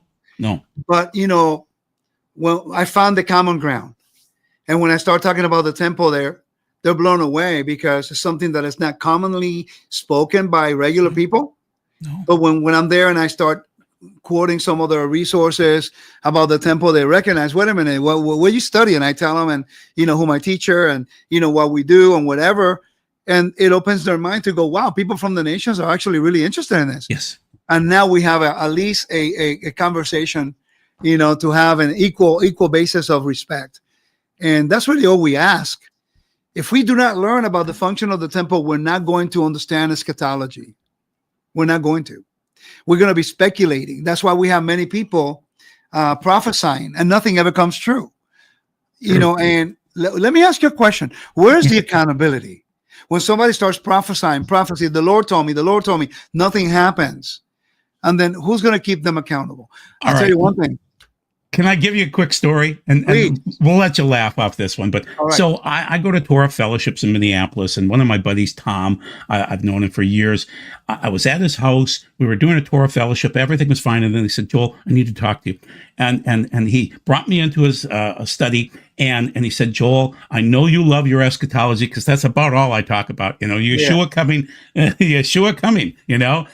he will. But anyway, the point is, Tom said, Joel, we're studying this week the Benjamin and how he is, Joseph, the struggle with, Benjamin coming down to Egypt, and Jacob is so unhappy, and they finally find the goblet, the silver goblet, Joseph's silver goblet, in the sack of Benjamin. And so he said, Joel, I need to tell you this because God is just whispering this into my head, that you will find the silver goblet in Benjamin. And so that means the silver goblet is that dome of the spirits. It's got that look of being like a silver goblet upside down. And it is in Benjamin. It's not in David's area, or not David, but why am I blanking on Yehuda's area? It's just across the way, because on the Temple Mount, it kind of divides out. And so even though it may not be the dome of the spirits, that was a wonderful prophecy. And it's really cool to hear it. And there is something weird about finding it in Benjamin. The altar was actually half Benjamin and half Judah, right? Oh yeah, right there, yeah. But if you move the temple building to the dome, the spirit, then that means you have to move the altar, and then the altar would only be in Benjamin and not in Judah too. So, guys, we're going to have fun with this. So let me read a couple of verses, Rico. Just get your opinion, because okay. I'm going to go to Revelation 11, and we're going to read a couple of verses and just get your thoughts on these. Then I was given a measuring rod like a staff, and I was told, "Come and measure the naos of God and the altar and those who worship there, but do not measure the court outside the naos. Leave that out, for it is given over to the nations, the goyim, and they shall trample over the holy city for 42 months." So there's going to be a time frame in the next umpteen years, maybe sooner than that, where we would start to measure out these areas. You would have a court of the Gentiles, a court of the women. You would have a court of circumcised, mikvahd men that are wearing tzitzit and kippah and everything like that can get in and be a part of the holy. Right, Rico? Yeah. So remember that the measuring of the star of the rod is actually a reference to Ezekiel 40, verse 3. I thought you were going to go with, Zechariah 4. No, 4 or 5. You're going to go with Ezekiel 40. Okay, sure. Ezekiel 40, verse 3 says, "And he brought me there, and look, there was a man whose appearance was like the appearance of a bronze, and a cord of linen was in his hand, and a reed of measurement. He was standing in the gate." Okay. And the man spoke to me, said, "Son of man, look with your eye, listen to with your ears, and apply your heart that all that I'm showing you, for you were here to show you these things." Now, when you talk about measuring rod, remember that in the book of Ezekiel, chapter 40 on, it gives you different measurements.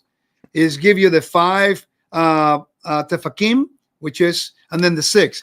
Each area of the temple, depending on the holiness, it had a different type of So there are levels of holiness. Absolutely. And it will return, won't it? It has to. Because you see, Levites can only go so far. Israelites can only go so far. Women can only go so far. Gentiles can only go so far. And the priests can only go so far. So therefore, it requires holiness.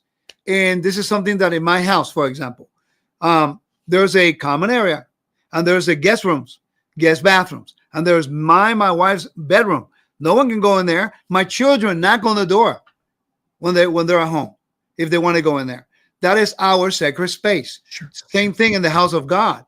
The house of God has levels of holiness and kedusha. You know, the sad part is that we don't really understand this thing. So when you read the book of Revelation chapter 11, then you have to consider, what is he quoting? It's not in a vacuum. He's quoting something. He's going back. He's restating. Absolutely. Zechariah, he's quoting Ezekiel. He's quoting all the prophecies that deals with the temple. It's a temple text. So And if somebody walks across their boundary, hey, I have the right. I can just come boldly wherever I want to go. They'll die. Right, Rico? Yeah. That's why let's not go Noahide or anything like that. But basically, you have to respect the rights of the level of cleanliness that you are, the ritual purity, we'll call it. Well, right? Let me ask you a question. Yeah. Are you guys like Democratic state? Oh, I'm in Minnesota. It's blue. It's horrible. Okay, so do you guys get to carry? Oh no. We have that right. Oh yeah, I have the permit. Yeah. In Florida, we can not constitutional carry now. Okay, but we carry. So if you come by my house and go through my fence and trying to get through my back door, Not invited. Now, if you call me, "Hey Rico, I'm going to be in your house. I'm a little late. I'm running late. Can I be by your house?" Yeah, I'll open the gate for you. You can come in. I mean, we forget that the temple is the house of God. It has levels of holiness. It has etiquette. It has a protocol. Everything deals with how to honor the king. So It's always blows my mind when I hear people say, Lord, show me your glory. You sure you want that? Because if you are ritually unclean and you're living in the realm of death, remember that the glory of the Lord, when it showed up in the tabernacle, no one could officiate. And even in the temple, when the dedication occurred, no one could officiate. It worked out great for Korah when they confronted Aaron and Moses, right? Didn't Korah?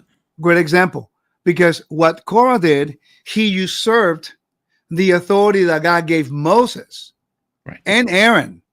He was one of the ones who would carry the ark when they was put in the techelet, to carry. Sure. He had a great job, but he wanted the job of Aaron, and he was not anointed to do that job. So this is what's going on now with the different priesthoods and all that stuff. Now, the cool thing, the weird thing is not weird, but the peculiar thing is what Korah did, who he recruited. He recruited the sons of Reuben. Now, Reuben was the firstborn. I thought it was Simeon. Okay, it's Reuben. Okay, fine. Reuben, you're right. Yeah, it was Reuben first. Yeah. Right. And they went and recruited the sons of Reuben. Now, why them? Well, they were supposed to be the firstborns. And by default, they were supposed to be the priests. So now you have a family feud going on here. So what did God do to settle the issue? First, there was the plague. Second, the censer, right? And the censer, then the second thing was God says, okay, bring the staff and I will choose. And God chose Aaron and his sons to do the work. So by the way, there was a King Uzziah, who tried to do the incense service. And 75 priests kicked him out. So said, this is not for you to do. And then he got leprosy. Right. King Saul tried to do a sacrifice, and he was not allowed to do that. And he lost his kingdom because of that. People need to realize this is serious stuff. So we do require the priests, we require an altar, and we require a Sanhedrin. When those things are set up, if we have the Temple Mount, you look for three things. First, you look for the altar.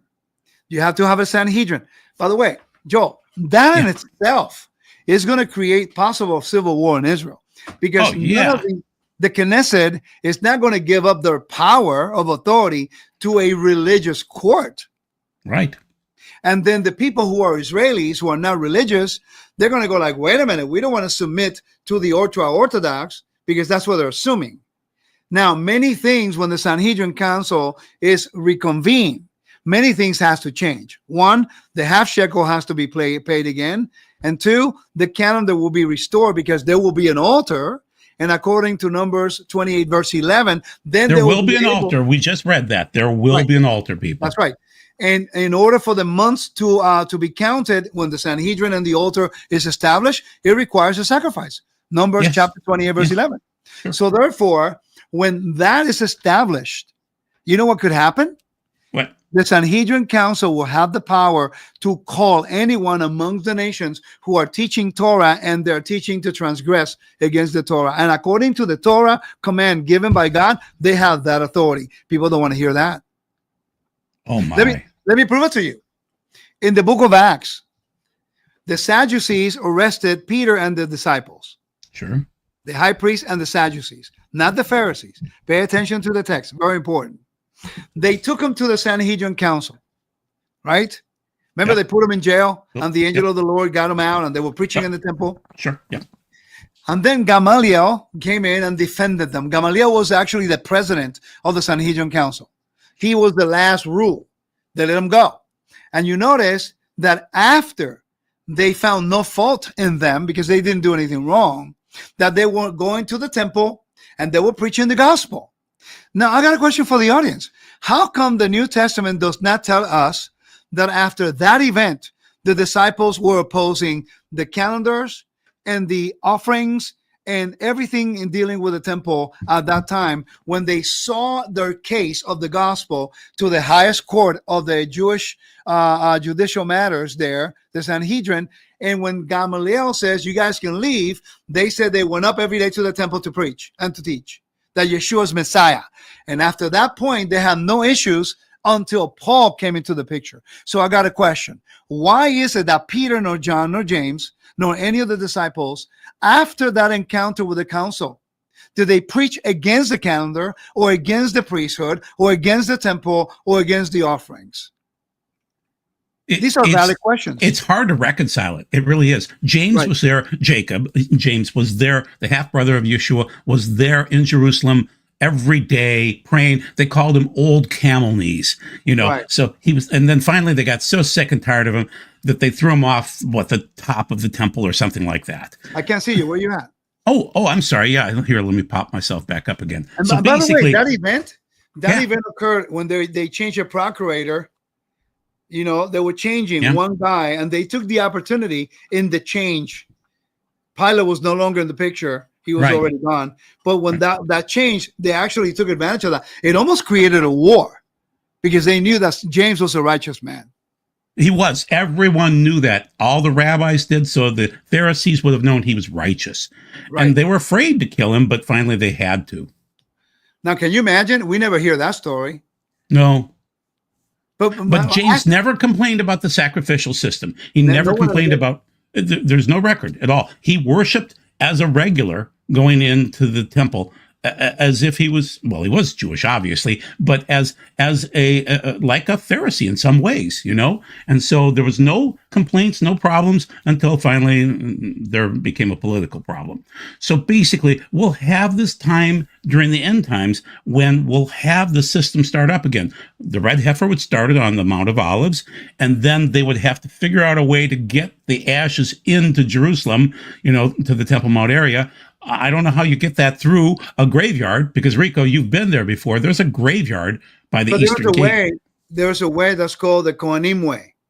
It's a pathway for the priests, the sons of Aaron, and they cannot have any connection with the corpse, impurity. So there's a pathway. It's called the way of the priest. Okay. So that could facilitate the way going into. Okay. And plus, we can't open up the Eastern Gate right now anyway, because it is only for Yeshua to enter. Well, you don't really need that right now. Not now. Well, can I submit to you that may not be the Eastern Gate that you see now? Maybe the one. I know. It'll be a gate on the eastern side. Yeah. It's kind of fun to talk to somebody who's willing to exchange, and it's like not a debate but a conversation. I love it. I think it's great. We should do this more often because we will be. Rico, things are going to happen in the world. It's going to happen. I mean, I'm telling you, this is fun because we are witnessing some incredible events in our lifetime. I mean, look, even I know it's kind of weird. We have a president right now who actually does what he says. And I know he's a little crazy sometimes. I don't care about that, but he does what he says. And we have an opportunity to make a difference now. And we find a way to preach doom and gloom, when right now is a perfect opportunity to act upon, the blessings that come if we do what's right. Righteousness and justice has been actually executed right now. I mean, we're waiting for people to get arrested. Well, I'm just waiting for a few. When people start getting arrested, then when we know, But let's pray. My concern is that many people are falling into the trap of anything anti-Jewish can create a problem. We have to be wiser to know not everything in Judaism is perfect, just like not everything in Christianity is perfect, and surely not everything within the Torah community is perfect. We are all in a journey of learning and growing and the understanding. But if we never have the conversation, and if we don't value the tools that God has given us that specialize in certain areas, to at least consider and to listen and to exchange. I'm pretty sure maybe I said something, Joel, that you never thought about, or maybe say, I'm learning all night, Rico. Right. You're doing great. So what happens is maybe the next step you say, hey, can we meet up and exchange information? Because I may be missing something. So if we don't have the conversation and compare notes, I'm never going to grow either. Well, as long as you're not saying that the Temple Mount is in the city of David, we're good. That was way too far for me. I know, me too. So let me read a couple more verses here. So basically, the Goyim, the nations, will trample over the holy city for 42 months, and I will grant my 2 witnesses authority to prophesy for 1,260 days wearing sackcloth. Yeah. So what sets off the 1,260 days? Well, we've got 2 time frames. We've got 42 months and 1,260 days. So what sets up either one of them? Yeah, but how do you know that's when you have to start counting? That's the question. But we're only counting those time frames. I don't think we're counting 7 years. I think we're counting something like the first half of the Right. 7 years. What if I submit to you that you count what does Daniel say? Daniel 11, I think it is. Which part of it? But Probably when the more like Tamid- 12. When the Tamid offering is defiled. Are you in 927? Actually, It doesn't it's say only to me 11. there. I It think- says Minka. It says Zavak Minka in 927. No, when you And- go to chapter 12, I think it is, it says, Oh, you're saying to me there. Okay, yeah. yeah. I don't have my And many Hebrew of those hand who right for sleep that. awake. Let's see.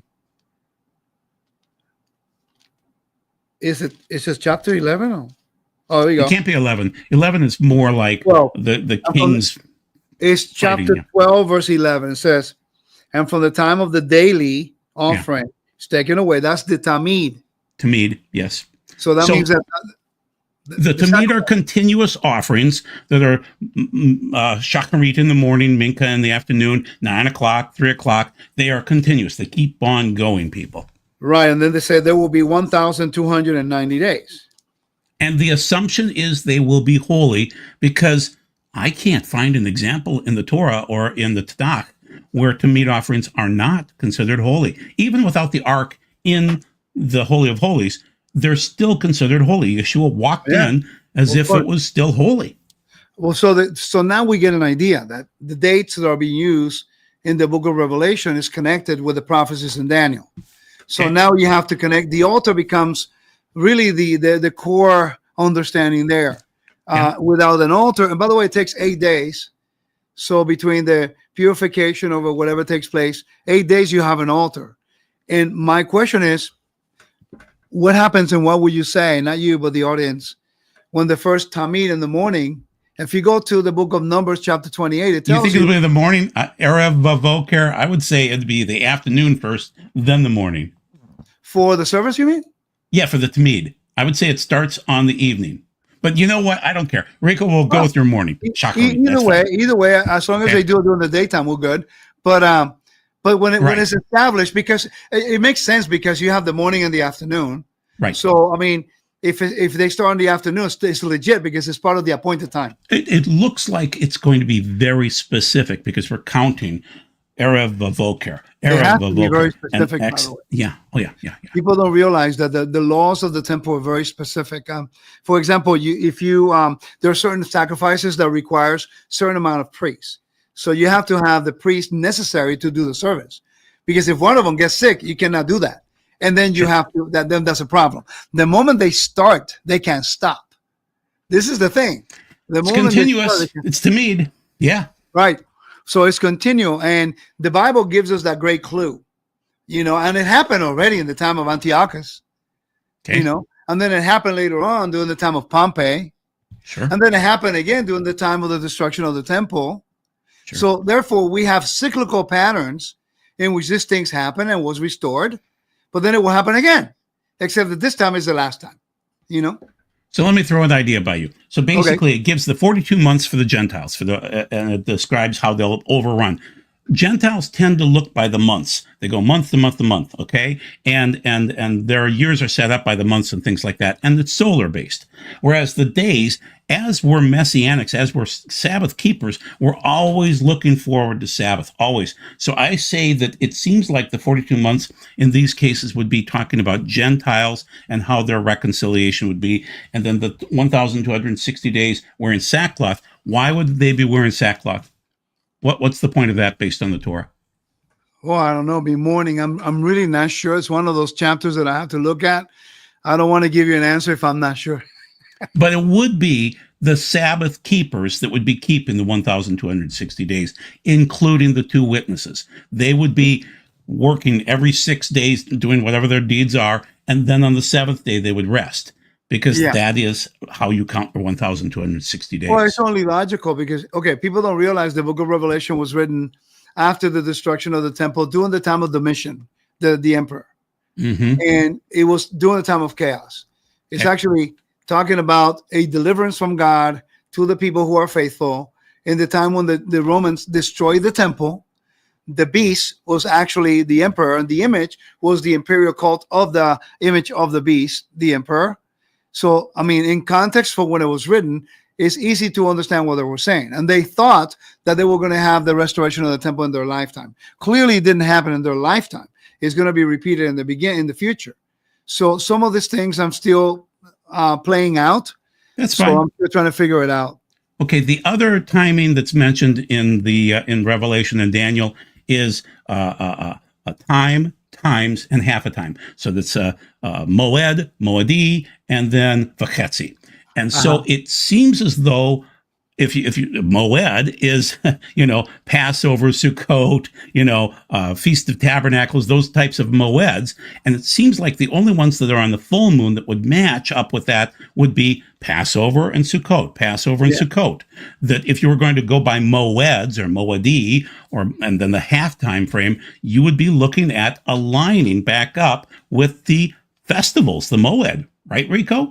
I mean, full moon, by and large, it happens. Passover is very close to the full moon and Sukkot. Right. So, those are the two. Right. So prophetically, you can look into that stuff. What I recommend to people is looking at eschatology from a Christian perspective. You will be confused. Oh, yeah. But when you go into the Jewish eschatology, okay, let me give you an example. Can you find read in your Bible, chapter 18, Genesis 18, verse 14. Okay, 1814. So we're talking about the sacrifice of now Abraham done to his son. Yeah, no.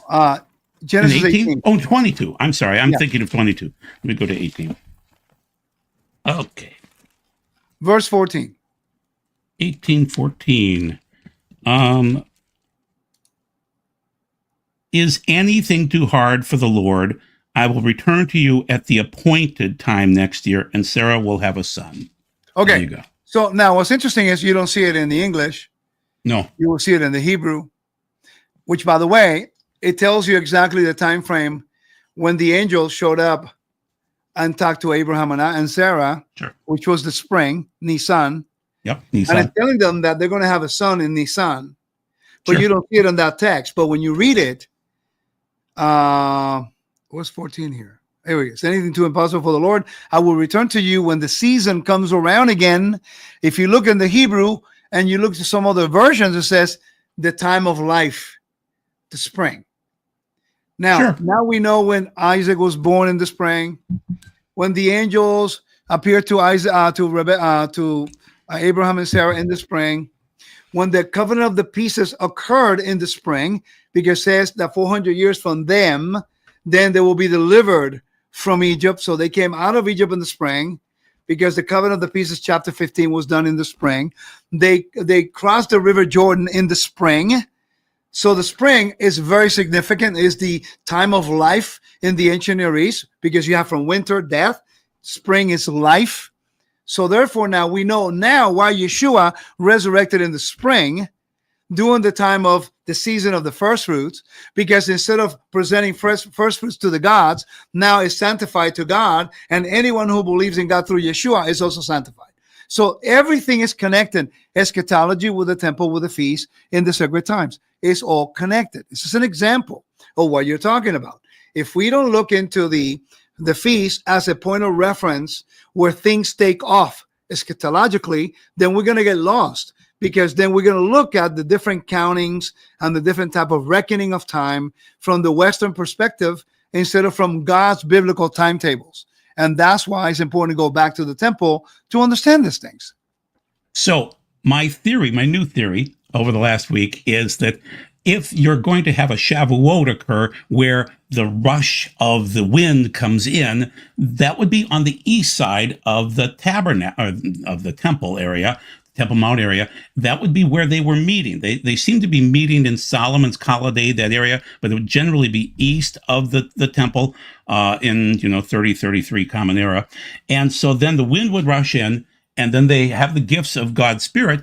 If that's going to occur this year, potentially, maybe next year, maybe 10 years from now, then that wind would rush in from the Mount of Olives towards the people gathered there, and then they would be given the gift of speaking in tongues, say, or the gifts of the Spirit, and then it would spread out from there. Say it was 120 men in that point in time. It would then spread out to the rest of the world. So you would notice it first there. So I'm telling people, watch Shavuot, Pentecost of this year, which is coming up in June, right? Well, you need what you mentioned. The temple was standing and the altar was working. That's not in place today. Do we need those things to get Shavuot to give God's blessings? Well, because it requires a sacrifice. Numbers chapter 20 and 29. It requires cleanliness too. Those people were probably. Let me go. Let me show you what I mean, because that's a okay. Really I think you're right. I think you're right. It can't. That's just a very happen. good question. That's a really good question. And this is really fun, because that's when you start thinking. So, in chapter 28, verse 11, it's about the new moon. It requires sacrifices. We cannot do those. On the 14th day of the month is Nisan. It requires sacrifices for 7 days. And then it says, on the day of first fruits, which is the 50th day, right? Yep, when you're presenting a new offering for the Lord, doing your festival of weeks, you will have holy convocation, special Sabbath, and you will not do any work there. And then it says, and you will present a burnt offering for a fragrance appeasement to the Lord, 2 bulls, 1 ram, 7 lambs in the first of the year. So again, what you're mentioning, it happened in the first century, when the whole scope of the temple service was working. Today, the fact that is the Dome of the Rock is there, it could happen, but I don't see it likely, because in my opinion, does it really need to happen? Huh? I think you're right, because you can't just have holiness start up with speaking in tongues and gifts of God's Spirit without some preparation first. You're basically saying some things need to occur first. Yeah, I mean, sanctification of the whole mount. I know that you the Lord have to has sprinkle there. So basically what you're saying is they had to take some hyssop or something like that and dip it in the ashes of the red heifer and walk around and sanctify the area. And Christians, just so you're aware of this, if you're under spiritual warfare, you can walk around your house, your neighborhood, whatever else, and just lay some oil out, olive oil, around your area and pray, 2 people or better, and you can kind of protect yourself and keep on praying. Obviously, I had spiritual warfare years ago, so I had to do that to keep things safe, not just to whore. So the bottom line is they have to sanctify the Temple Mount before they start doing things. That's what you're saying. It would appear so. I mean, you need to have certain levels of Kedusha. They have to measure out the area. So you're saying the measuring comes first. So basically, you're quoting Revelation 11. You're saying you cannot deviate from it. It has to. And then the thing is, where's the altar? That's the key. If you know where the altar is, everything can take off. If you don't know where the altar is, you got a problem. He didn't start with the altar. He started with the Naos of God, the Holy of Holies, first, and then went out to the altar in terms of just his list here. And I don't have my Hebrew handy, but it looks like that's the same case. And I don't know if you respect Revelation, right? Revelation 11, yeah, verses 1 and 2. I'm just going to check it out in the Hebrew real quick. I don't know how you feel about the Hebrew version that just came out recently from India, the Kokan version. Who did it? Kokan. It's from India. It's very interesting. Yeah. I still prefer the Greek, but it's still pretty good. It is the naos. In this case, in the Hebrew, it's haharon, Haykal rather. So they're not stating bayit, they're stating Haykal or naos, which is just the Holy of Holies. So that is a specific spot. Well, yeah, I mean, it's the temple building, because you cannot have the Holy Holies if you don't have the holy place. I'll push back a little bit. When I look at it, I see Heron in the Greek and I see Naos. And Heron is the building or buildings, and the Naos is just... But which ones, though? But which buildings, though? Well, of the Temple Mount area. Well, that's what I'm saying. So I guess we have to narrow down in our study which ones it's talking about. Yeah, and the problem is in the Greek, I can't really do that well. But I can say that the word used in Zechariah 6 is Haykal. In this particular version of Revelation. Haykal is actually the entrance of the temple building. Oh, it is. So maybe that's what it. Okay, that's interesting too, people. So what we're doing is potentially defining what we're going to see at some point in time. Is we're comparing locations? Yeah, that's how we help each other out. Let me read this verse again. See how I understand it. The measuring rod, like a staff, was given to me. I was told, get up and measure the temple of God. Right. It's important because it's not just the building and the altar. But wait a minute, where's the altar? That's the problem. Where is the altar? Joe knows where it is. Joe Good knows where it is. Yeah, we have an idea where it is. Okay. It's based. Let me give you a rundown by it. Yeah. Khan Rashid, Charles Warren, Charles Wilson. They were Royal Engineers back in the 1800s. Sure. And they were actually part of the Palestine Exploration Fund. There were a group of engineers and architects or whatever. They were hired by the Ottoman Empire to fix the water problem in Jerusalem. These people read the Bible.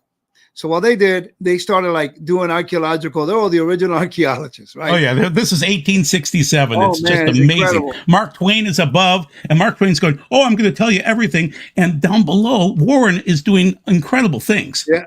Keep on going. They found like a whole bunch of cisterns underneath, and they measured them. Hezekiah's Tunnel. You have Periotti, and you have Barclay, and you have all those guys. And then Khan Rashid, he actually did the best, surveying. And they found underneath Beit Aptinas, where used to make the incense. The Sanhedrin Council was also located in Beit Aptinas, and they found a huge cistern 28 by the reckoning number of Khan Rashid, number 5 if you study Charles Warren. And they found that the cistern will run from southeast towards northwest. Now, Khan Rashid found like a conduit. So if this is the and I wish I could find it here. If this is the cistern here, at the end of the cistern over here in the northeastern part of it, there was like a conduit like that, like a water conduit, right? Now the Mishnah comes around and tells you that in the temple, midot, when you start reading the description of the measurements, that's what midot means, measurements, telling you how the temple building was built from east to west and from north to south. When I start describing it from north to south, it says, well, the wall was certain type of cubits, the space between the wall cubits, another wall, certain cubits. When it gets to the south, it says, and by the way, there was 3 cubits wide, and it's called the Beth Hodat Hamayim. It's actually the water conduit that come from the roof. When they used to have snow or water in the rain, they have to collect it. So they actually had a water drainage all the way down to that conduit that went into cistern 28. We know now where the cistern is. We know where the conduit is. Now we know when we go to the end of the conduit, we know where the location of the southern part of the temple was. Then we count 11 cubits to the east, and there's the altar. We know where it is. Oh, my. Okay. Now, this all matters, too, because you need water for mikvahs. And so let's pretend that suddenly we start offering the red heifer, say tomorrow, for the fun of it. And then we start the sacrificial system within, a few hours of that. You would need people to be holy. They need to take mikvahs. And we're finding those ancient mikvahs right now, the pool of Siloam, Siloach, other pools around there. There seems to be quite a bit of water and mikvah pools over on the eastern side by the eastern gate. They're finding these things. So if thousands of people show up to want to be involved in this, they have to mikvah. That's part of the deal. Yeah, I think that when the temple is rebuilt, obviously technology will catch up with everything. Remember, the tabernacle was one size and then it grew. Why? Sure. They're expanding city, more people. You have to facilitate for priests and the Levites to do the work. So more and more people. Like, for example, when you look into the Messianic age, right, and you see the third temple, and the third temple is huge, right? Why? Why do we need to get described how big the wall? All the people. And if we don't come up in Zechariah 14 and participate in this, we'll get a curse. We won't get rain. We need to participate. Remember this. And the reason why people don't know is that they're not aware of the offerings and how they work. Passover can only be eaten within the city walls. Right. So the size of the city of Jerusalem has to be expanded because millions of people are going to show up. It has to facilitate for the high holidays because there are certain sacrifices and offerings that you can only eat within the city walls. You can't do it outside. See, understanding the temple protocol would allow you to understand why the temple grew in size throughout its time frames. Because in the tabernacle, you have a limited space based on the people that were there. Sure. In the land of Israel, they possess the land. So they come from farther. They got more people. They are multiplying. So they need to have more priests, more Levites, and more facilities. Now, when the temple comes around, when the time of Herod, it was a huge thing because now you have millions of people coming, huge way of making money because of merchandising. And therefore, they had to facilitate for the people. Think about this. How many people? Josephus says that one year, there was close to 256,000 lambs. Think about the amount of lambs and blood and excrement and everything. Now remember, in a holy space. Right. And you cannot eat the lamb by yourself. You have to do it in groups. Minimum 10 people, maximum 20 or 30, depends what you read. Okay, so let's take 256,000 times minimum number, 10 people. That means that year in Jerusalem for Passover, they had over 2 million people. They don't even think about that. I mean, you need the city walls to be enlarged in order to facilitate, because if you don't eat Passover and you're able to, you'll be cut off. It's a command. So anyway, think about that, people. These are commands, especially Zechariah 14 says, you will go up for Sukkot, for tabernacles, or you'll be cut off. Yes, sir. So you don't have a choice. And that's all of the nations. So, and that might be only a few years off. You never know. Hey, brother, thank you for having me, man. I so enjoy you. Oh, it's 9 o'clock. Rico, this went so fast. I thought it was 8 o'clock. We had a good time. But I really enjoy you. I want to thank you for the opportunity and for the delightful conversation. Will you come back? You would like to have me. Thank you for willing to exchange and talk about it. And I hope we can continue this individually by ourselves. And thank you. I appreciate it. And I felt that you giving me an opportunity to have a conversation and talk about it. I thought it was great. I really enjoyed it.